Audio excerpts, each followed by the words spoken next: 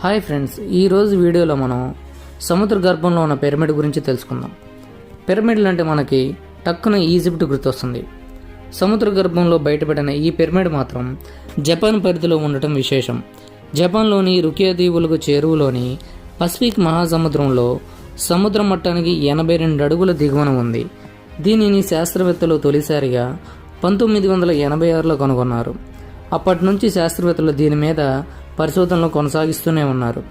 సముద్రంలోని ఇంతటి భారీ కట్టడం మునిగి ఉండటం విశేషం. ఇది పూర్తిగా రాతి కట్టడం. ఈ కట్టడంలోని రాళ్లు కొన్నిటిని వెలికితీసి శాస్త్రవేత్తలు పరిశోధనలు జరిపారు.